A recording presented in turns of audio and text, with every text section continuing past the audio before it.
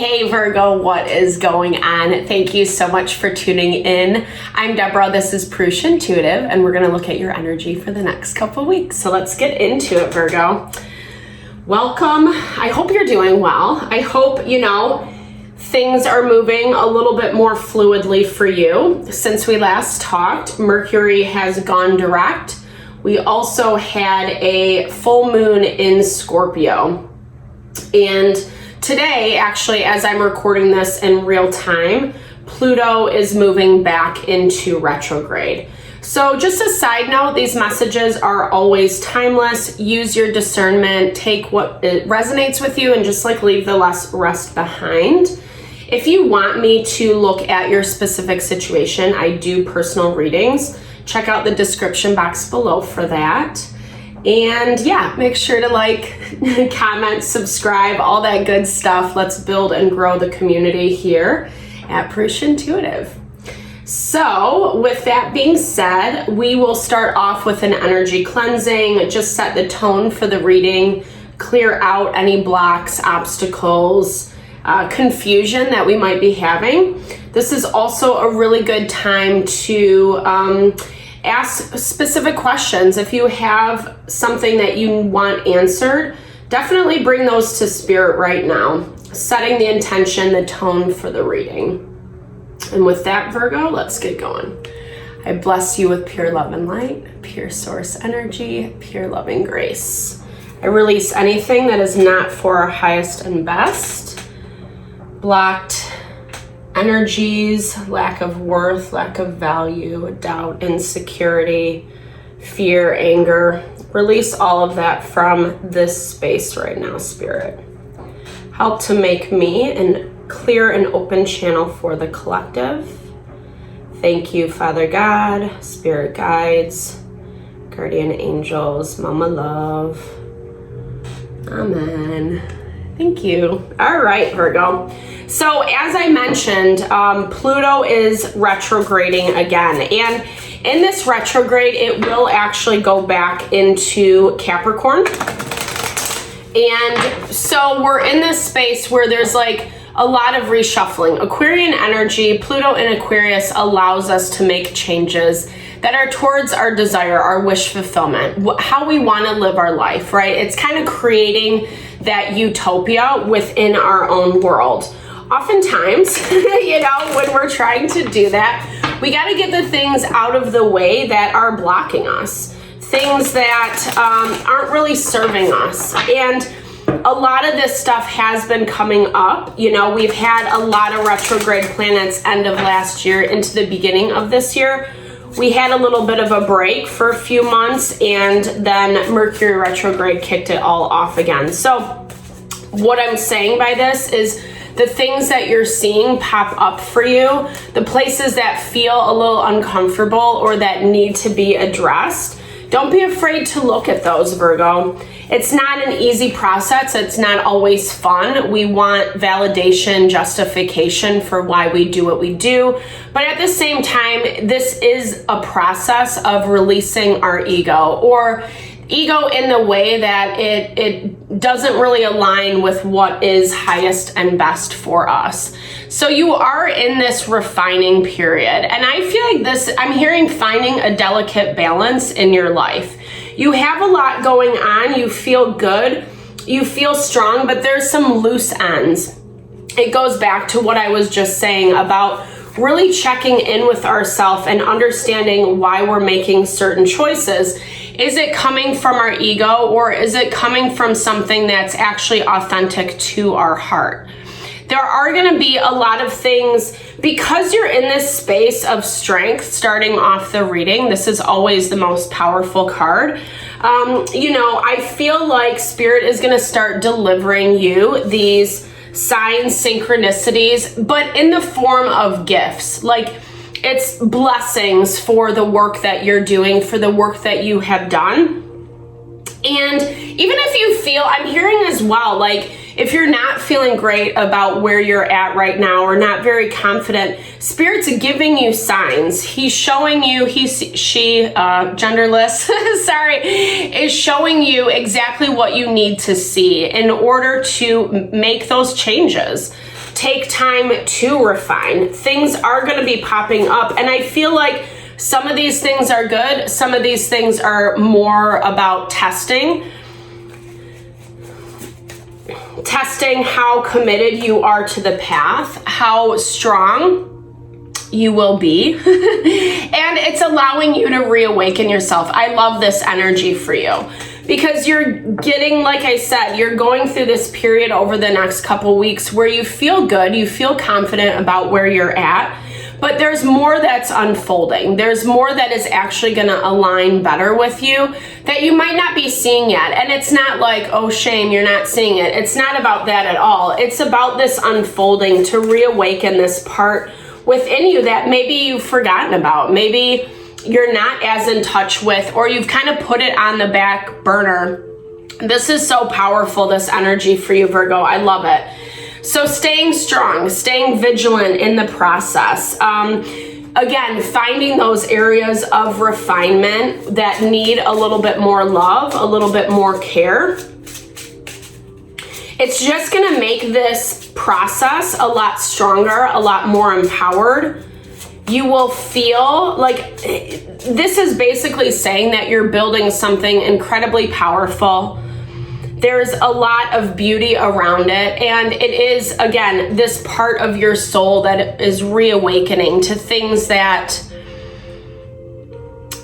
I don't even know if they're lost. I feel like this is new, but I feel like this has always been within you. I feel like it just has been dormant, you know, maybe for your whole life, maybe for 10, 15 years, the time that Pluto was in Capricorn, where we really did have to show up for ourselves in a strong way, in a way that it wasn't as much about the reward as it was about the determination and pushing forward. That's what that Capricorn energy is all about. And this ego is coming into play with this Eight of Swords. It's like that self-sabotage energy. So you really have to look at yourself these next couple weeks. I feel like you're already aware of some of these things that need refinement. That's what I'm hearing. But I'm also hearing you're playing with the energy. You really want to be sure. You want to be convinced. You're asking for that confirmation. And it's forcing you to move in a new way, because you are, like, as you're playing with the energy, as you're, you know, figuring out, does this work, doesn't it? Is this an issue or not? Can I not get away with it? But it's, again, finding that balance between work and play is what I'm hearing, right? Like, we have to, you know, be focused, be diligent about our day-to-day activities, keeping our life up and running, but we also have to make time for fun and enjoyment, the fruits of our labor. There's also a delicate balance between both, especially in modern culture where we work so much. You know, work is definitely a central focus. And this is a lot about how it's playing out in your life as a whole with the Ten of Pentacles.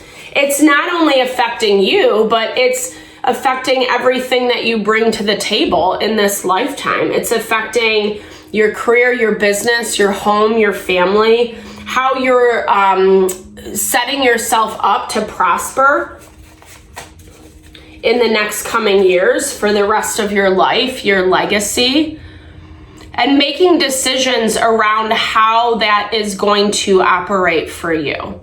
What is your vision? What do you want your dream to look like? And I feel there have been places where you have limited yourself in the past. I feel like you're becoming a lot more aware of those things, like I said, and you're finding new inspiration, right? Ace of Wands, reawakening energy. This is new inspiration, new creative inspiration, I should say more specifically. This is about you using that wisdom, you know, what you're learning in the process, and not letting it hold you back. But it is difficult. There are things that you have to be cognizant and aware of. You know, we all have these fantasies about how things are going to work or how they're going to play out. And then obviously often the reality is a little bit different. Not good, bad, right, or wrong, because usually what spirit delivers us is something way more heart honoring. But we have to make sure that we don't slough off. There's not like this lazy energy is what I'm hearing. And that kind of goes back to that refinement we were talking about in the very beginning.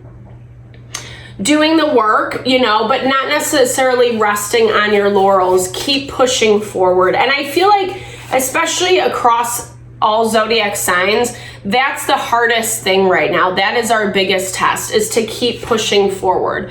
Not if you're, you know, I mean, I'm not saying it in a way to pursue something that doesn't honor you, right? Like, don't try to force a situation or an issue to happen, but this is more about being determined on your path. What you kind of see as that ultimate vision in your third eye, because it's a decided energy, meaning making choices, like clear-cut decisions about what is going to align with this abundance. For you, over these next couple weeks, this is a more self-focused energy. It's more about you, your life, what you're growing and building.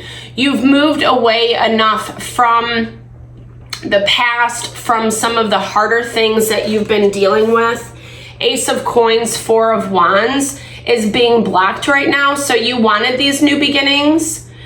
I'm hearing for some of you, there's people in the past that you really wanted things to change. You wanted it to get better. You wanted this to be a more happy and celebratory space, but you've also found out that just doesn't work.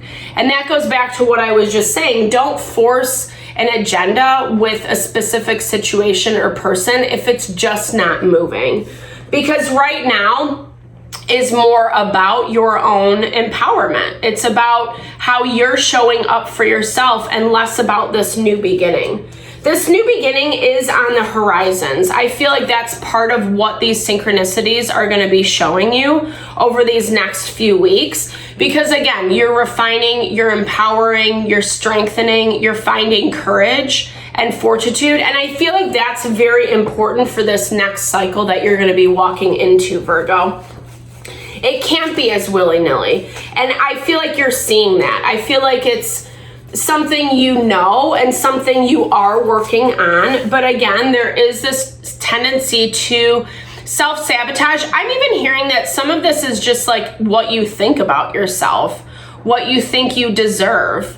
Do you feel worthy or not? And I feel like sometimes those tapes that we play in our head can be really detrimental to our ability to grow and expand, because we're only going to do so as much as we feel worthy of, right? If we feel limited, if we feel like we can't do something, we're not even going to try. Where if we have that, you know, that value of who we are and what we bring to the table, we can find creative solutions in order to make something happen.